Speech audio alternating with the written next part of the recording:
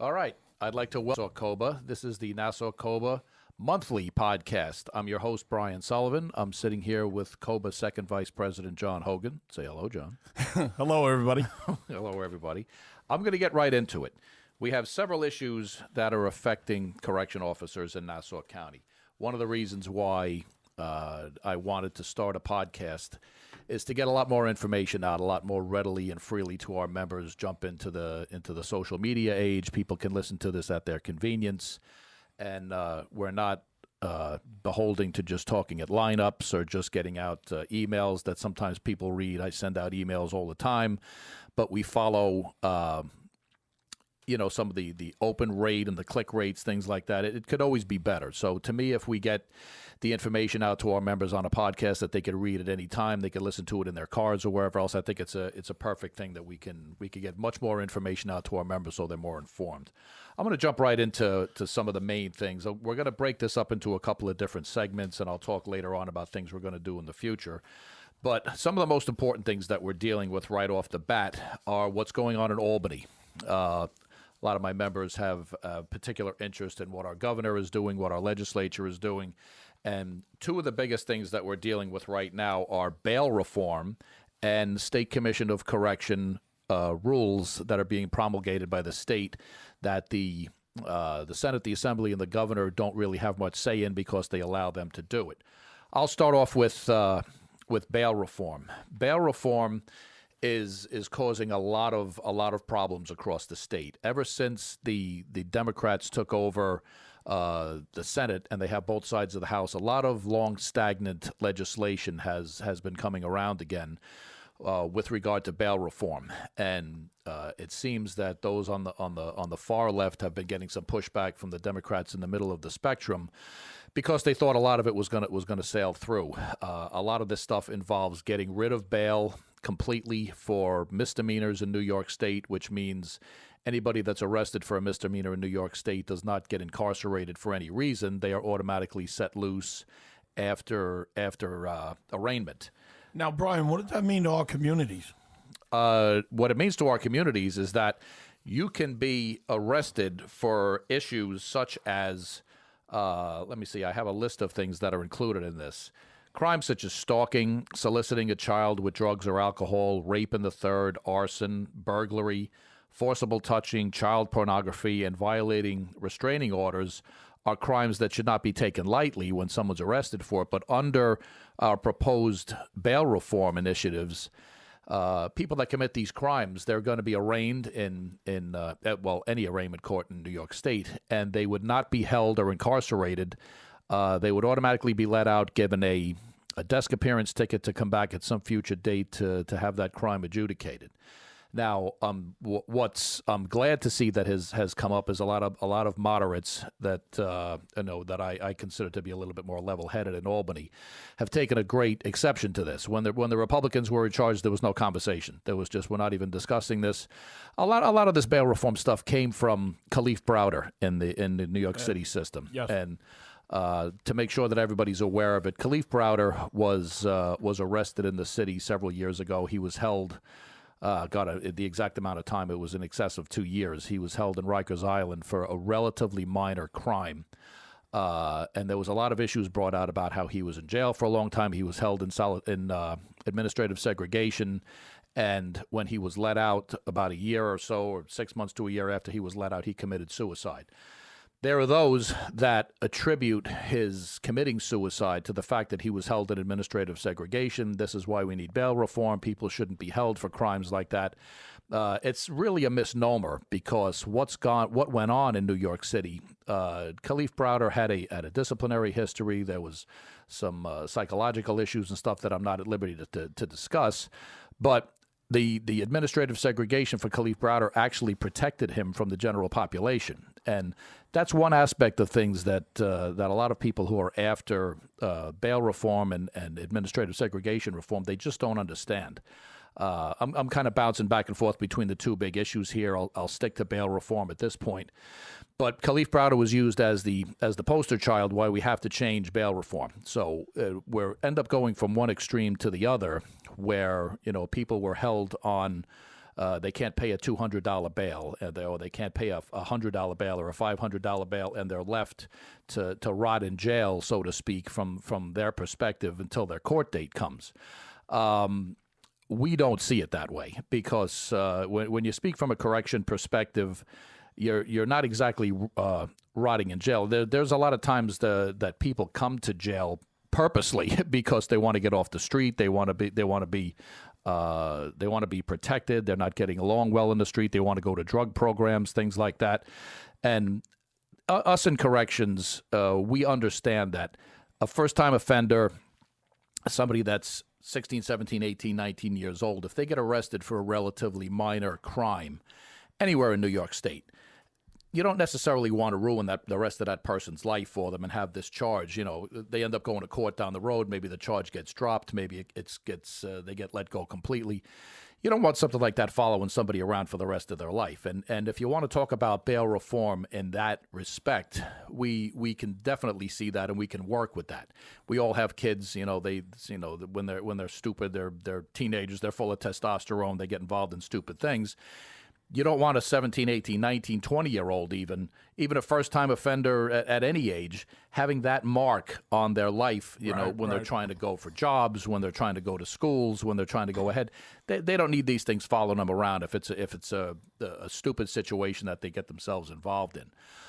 What we are concerned about in corrections, and we formulated a coalition, and down the road I hope to have other members of the coalition involved in this podcast with us. Nassau, Suffolk, Westchester supervisors, Suffolk and myself, we represent the supervisors also. New York City is involved in this coalition with us, and we just got New York State Corrections wanted to get involved with us because they saw a lot of good work that we're doing. We take exception to a lot of this bail reform when it comes to habitual criminals that we've known for a long time, and we know are gaming the system. We know that they have no regard for law and order. They have no desire to go straight. I mean, I don't want to use any names here, but we started dealing with some inmates years ago because the criminal justice system has been letting a lot of prisoners out of jail over the last couple of years. I've been probably one of the biggest advocates of exposing what I believe is going on at the arraignment system, where they're just letting people walk out the door. I mean, John, you can attest to it with me. We've been in the paper. We've had ads in the Post. We've spoken to the judges. The head of the arraignment court judges we spoke to, and basically said that there's nothing he can do about it. It's up to their discretion. Yeah, and he basically told us it's the way of the world now. So get used to it. It's the way of the world. We're not putting anybody in jail anymore, aside from the heavy-duty guys. But people with misdemeanors, people with some of these crazy crimes, we're just going to let them out. We don't like this. Now, our kids are older. They're not the playground kids, but a lot of our members have children. Now, these guys get let out. Where are they going? They're going right back to the playgrounds, right back near the schools, doing the same things that they got arrested for the week before. Right back to the same drug dealer, right back to the same guy that he robbed before. And that's that we think we've gotten a little bit of a foothold, especially since the coalition started formulating. We really started having a lot of people take notice of us because this coalition encompasses 40,000 correction officers in New York State, and that's just New York City, Nassau, Suffolk, Westchester, and the state. As I said, we didn't get involved too far upstate because sometimes people's issues they're different, and we don't want to water down the main issues that we're going after. But when you start peeling back the onion here, and you're looking at what exactly we're talking about with bail reform. Bail reform in its purest form, that what they're talking about with letting everybody out with misdemeanors, letting everybody walk out the door, you're talking about, especially with the opioid crisis on Long Island, there's a lot of people with a lot of issues out there, a lot of drugs going on, there's a lot of alcohol-related issues, a lot of heroin-related issues. If someone's getting arrested because they're committing a crime while under the influence of heroin, or you name it. I mean, all of the stuff that's gone on here, not to mention the gang issues we have with MS-13, the Bloods, the Crips. It's all over Long Island. People are turning a blind eye to a lot of this stuff. But if you get arrested and you're coming into jail as somebody who's under the influence of heroin, and and maybe you pulled a knife on somebody, you pulled a gun on somebody, you did a robbery, and you're burglarizing people's houses. Right. And you walk into a revolving door of justice at the arraignment court, and you're kicked out the next day with a desk appearance ticket, and you have a heroin problem. What's the first thing you're going to do? You're going to check right into a drug rehab program? You got to score. That's what you got to do. You got to score. When you get out, you're going to score. You're looking for money. You're looking for the next person you're going to rob. That, in our mind, and it's not just a conservative view of this. If somebody who legitimately has a drug problem or anything along that spectrum is not getting kicked out the day after being arrested, and they're going, holy crap, I got to get my life together. I got to go check into a program. I'm going to go on the straight and narrow. At least when they're held for bail, we put them in a drug counseling program. They're in DART. They're getting the help they need. They're getting alcohol help if that's part of the problem. These guys are being supervised, and they're getting the help that they deserve. If you can help them as much as possible, that's what we're doing. Okay. And like one of the things we talked about is with the habitual offenders. One thing that I want to talk about is we have pretrial incarceration as opposed to pretrial just release and monitoring. Pretrial incarceration has historically provided drug programs and proven to save the lives of offenders instead of releasing them with no direction. Just releasing people out of arraignment court is going to result in sure recidivism, continued drug abuse, increased victimization, and probable increases in the deaths of offenders who are not getting the help that they need. Now, if you let somebody out and you say that they're going to be under a probationary program or they're going to be under some sort of a monitoring program, ankle bracelets, ankle monitors, things like that, that's not something that comes cheap either. And those are the conversations we've had with our legislators in Albany. And we really don't think, and I'll speak for myself on this, that without speaking for anybody else in our group, that most of these things I believe are geared towards saving money. They want to save on the cost of incarceration. They want to save on save on the amount of correction officers, save on prisons. They want to close down prisons. Governor Cuomo, as part of his budget, he wanted to close down 3 prisons in New York State. When you start talking about dollars and cents versus public safety, it's a very dangerous line that you're walking down, because this bail issue that they're talking about in New York State right now, John knows it very well, has no public safety aspect in it. And Zero. Yep. And the people that are advocating for this, they don't want to have a public safety aspect of this. You have somebody that's dealing drugs, that committed arson, that committed forcible touching against a child, forcible touching, sex crimes. You're saying it's okay to let them out. How does any of that bode when it comes to public safety in New York State? If you don't have the judges, you don't have the judges having control over who they're going to let out.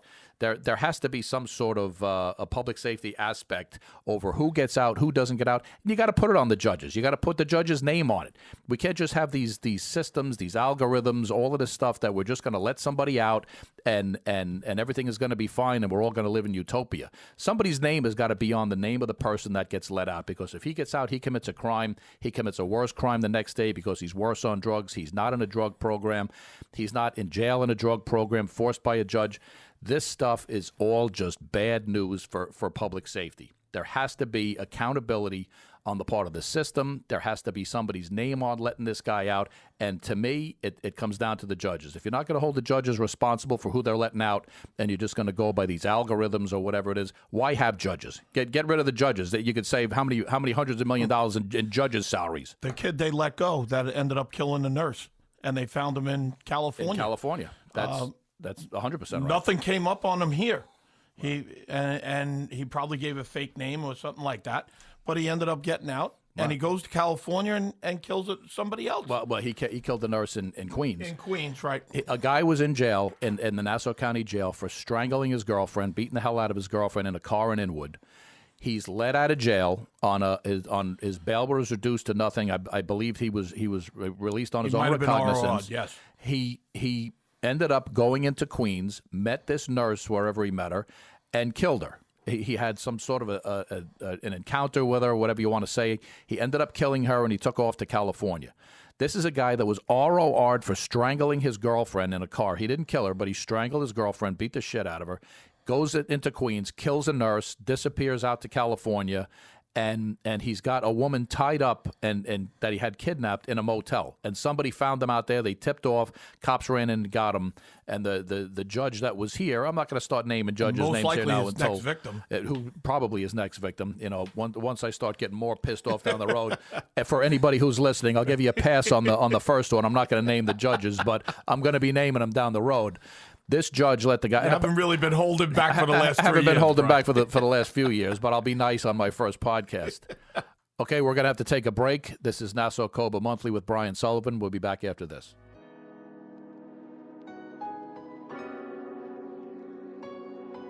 The Nassau County Sheriff's Correction Officer Benevolent Association cordially invites the public to visit NassauCOBA.com to sign up for the COBA report. This free email goes out periodically to keep our neighbors up to date on what's going on in the Nassau County Jail.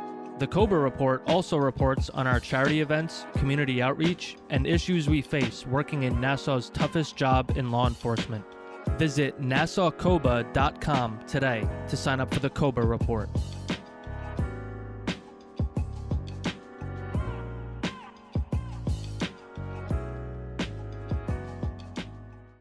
Okay, we're back. Welcome back to Nassau COBA Monthly. I'm your host, Brian Sullivan. I'm sitting here with John Hogan, second vice president of the union, and we're going to move on.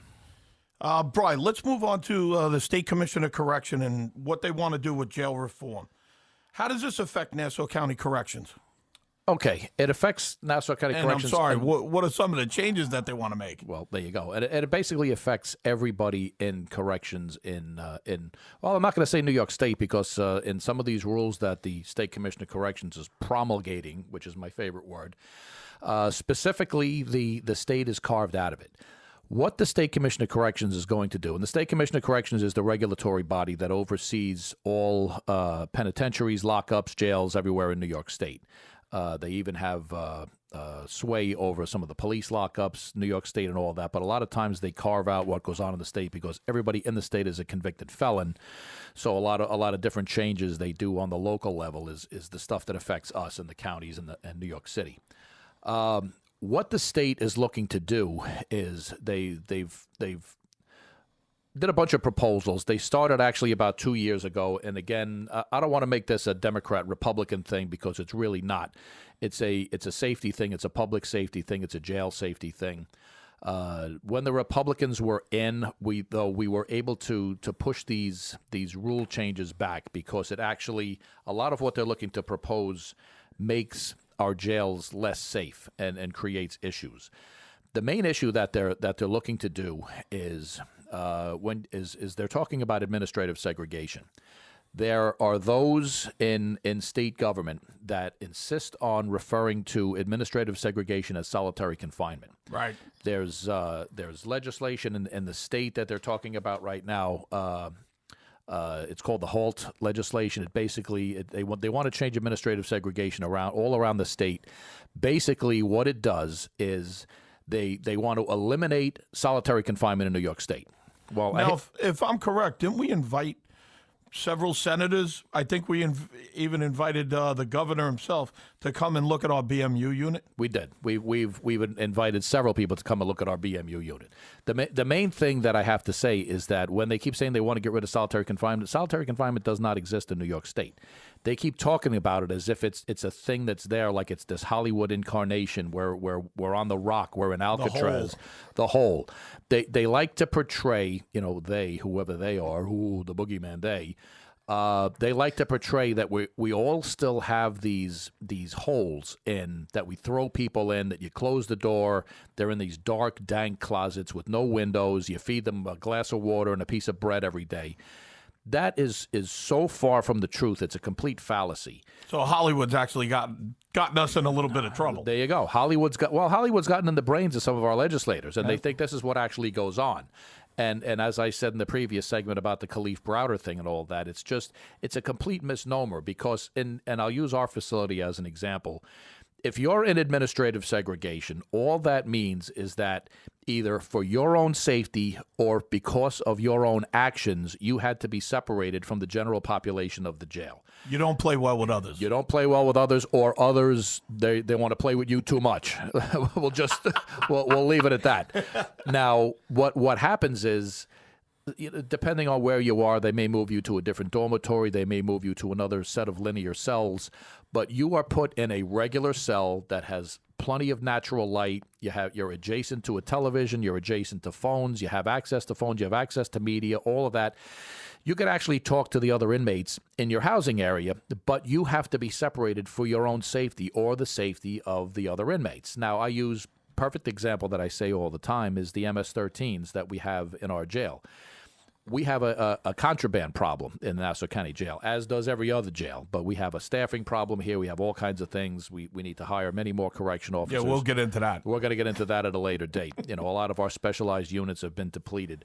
But say you have an MS-13 that was able to smuggle in some sort of a weapon, and a weapon could be as small as your fingernail. They get these titanium blades that aren't detectable by metal detectors, ceramic. Sometimes if they kiss a visitor, the visitor could pass it through a kiss, or when they come into jail, they have it secreted in a body cavity. So all you need is something that's sharp, the size of your fingernail, and you could cut somebody's throat with that. And a lot of times, what they'll do is they do things to set an example and go after other. These. It's not necessarily just to the bloods, but blood in, blood out. You have to commit a crime against somebody at the behest of the gang. You slice somebody across the face, you give him 150 stitches across his face. That's not somebody that you want to just have sitting in some other dormitory the next day with less restrictions on them. What these state rules want to do is change our current system, which basically leaves someone locked in their cell. Like I said, plenty of natural light, TVs, everything else. Sometimes they're in protective custody. They're in for 22 hours a day. They get an hour out for personal hygiene. They get an hour out for recreation. And depending on their individual status, if they need to continued protection or they need to be segregated because they're violent and dangerous, it's basically all up to them. What the new rules want to do is that anybody in administrative segregation or pregnant females that are past a certain part of their gestation, or psych inmates are a little bit different because they have much different. A lot of times they're not responsible for their own actions, but they want to let them out for a minimum of 4 hours a day in an open dormitory, plus 2 additional hours of recreation. Now, you have somebody like an MS-13 that just slashed somebody across the face, gave them 150 stitches across their face. Okay, we'll move him to a new dormitory tomorrow. Now he's got a whole new set of potential prey, and maybe we found the weapon, maybe we didn't find the weapon, and we're going to have to let him out for 6 hours the next day. It's giving him free reign to do anything he wants. They're in charge. Now that guy's in charge. On another point, too, I know we touch on inmate safety, we also got to touch on the officer's safety. Right. This is unbelievable. If an inmate comes and punches me in the face today, right, he's going to be out walking around tomorrow. For 6 hours. For 6 hours. In a new dorm. And he's going to be walking around like he's the king. And what happens if he gets that one guy that just isn't paying attention, that one split second that he's doing a punch, he's doing a rap, he's talking to another inmate, he's being set up, right, somebody that just hasn't really, maybe doesn't know this guy, and then he gets slapped in the face with another razor blade or something else. Right. It's not a good situation for us. It puts everybody in danger. Puts everybody in danger. But some of the advocates, let's just say, I have to watch my language sometimes because sometimes when I speak I offend large swaths of the population. But or certain people right in front of us, or other people that are on the other side of the glass.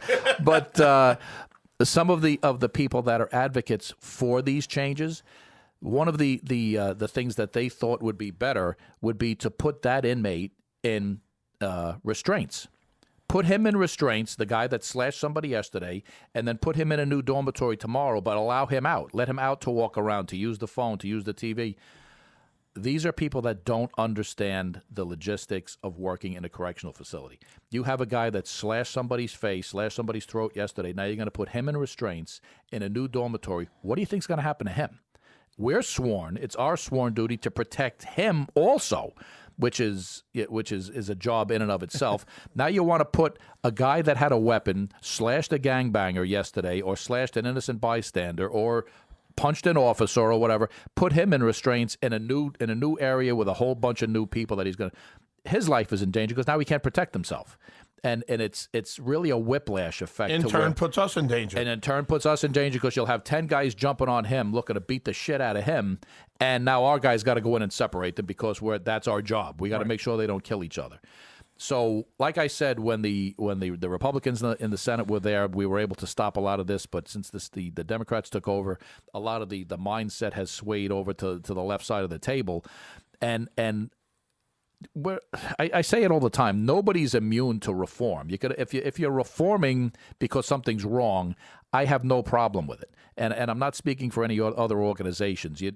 But this whole this complete fabrication of solitary confinement, bread and water. You're in a hole. You're in your underwear. There's no daylight. This isn't Shawshank Redemption. It's modern day corrections. And it's not Attica from 40 years ago. It's not Eastern State Penitentiary. There are a lot of our facilities have monitoring systems. That there's DA hotlines and everything else. It's the coalition that was my next question. What is the coalition? What are we doing about this? All of us together. Well, the state, Westchester, Suffolk. Again, a lot of this, the coalition, lobbyists. Fortunately for the state, it doesn't really affect them, and it's one thing that it's funny because a lot of these changes they specifically exclude the state from it, so it really only pertains to county correctional facilities and the city. We've been in the ear of all of our legislators about this. We got on the ear of the Long Island delegation. We've had conversations with the governor's staff, a lot of different senators in the assembly upstate. Unfortunately, when it comes to we've had some success with bail reform. We think there may be some compromises with bail reform. We think there's a couple of other things up in New York State that address correction officers and peace officers, things like that we think we'll be able to be okay on. This issue is something that we haven't been able to get a handle on. And it just seems like because it's coming through the State Commission of Correction and the legislators, the Senate and the Assembly, they're hands off on this. They're just kind of allowing it to happen. So we put together we formulated a whole letter that we sent to the governor's staff and to our local politicians, basically reiterating, because we did it 2 years ago and it actually all went away, but now it's all back on the table again. We sent out all of our concerns to all of our local respective state representatives and the governor's office, and we're hoping that they're at least going to give us a seat at the table to discuss what goes on here. Now, for everybody who doesn't know, who is the Long Island delegation? Who makes that up? Who are our senators and congressmen? Who are a couple of people that we can? Well, that we get in touch with. That we get in touch with. The dean of the Long Island delegation is Todd Kaminsky in Rockville Center. There's Senator Brooks. There's several new senators that took over all on Long Island. It's a completely different makeup than it was just 2 years ago. The Republicans ruled now on Long Island. the senior. Now Kaminsky was the junior guy. He walked in. Now he's the senior guy, and I've actually been pretty impressed with the way he's handled himself. And, I think he's taken on some of these I think we issues. got a really nice relationship right. with. We got a very good relationship with him, and he sees through a lot of the nonsense. And there's issues that he has to deal with within his own party, within politics, and things like that. That's off. But that's I think that we have a pretty good grip on things about where Kaminsky is and some of our local politics, because they're all on Long Island. They're all right. They're not inner city guys. They're dealing with the suburbs. And hopefully we're going to be able to get some action on this. And we see them here. We see them on Long Island in their office. We can see them up in Albany. We're with them pretty much all the time, right? Which always helps out. Okay, so what I'm going to do is we're going to take a break, and we'll be back in a little bit. This is Brian Sullivan, Nassau COBA Monthly.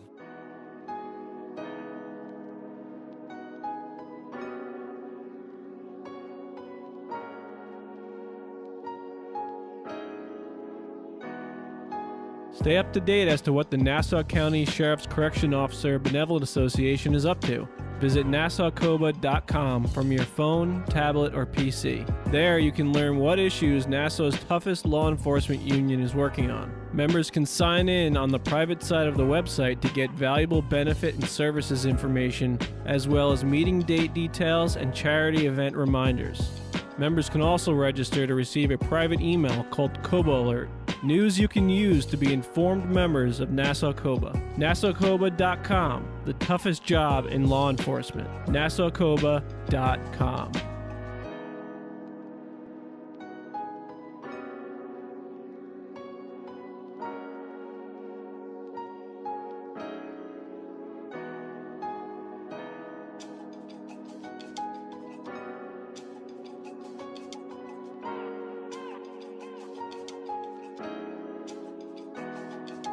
The Nassau COBA Widows and Children's Fund was established in 2006 to benefit the families of deceased Nassau County Corrections officers who died while in active service in the department.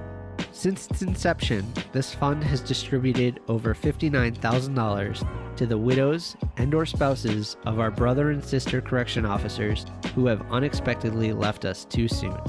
These payments are made at the time of their death to help defray some of the funeral-related costs. The fund has also helped defray some of the costs of medical hardships that our active members are experiencing.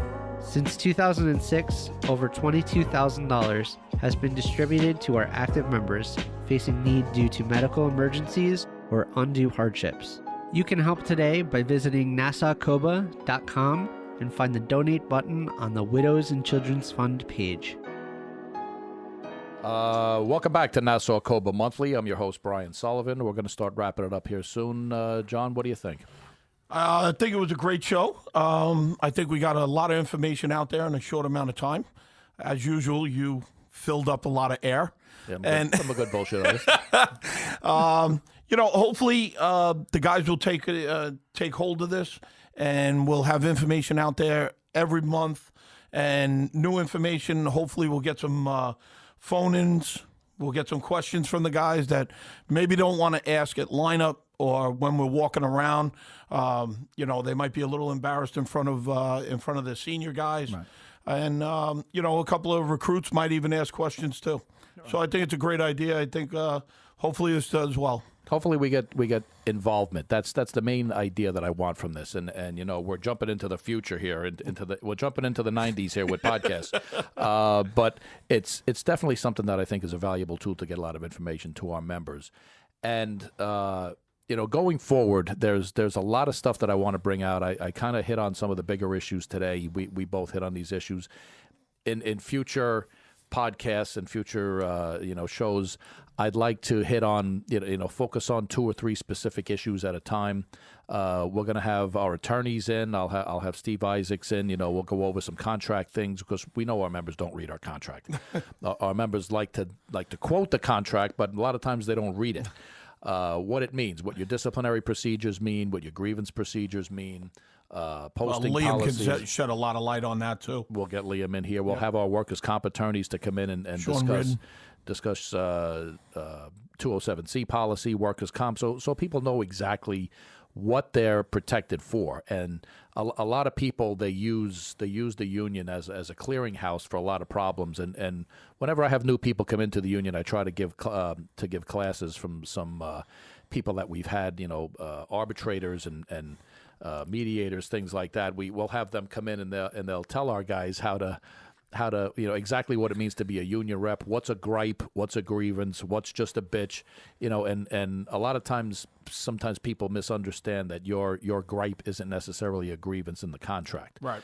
So this is specific to us that I think we can get a lot of information out to our members.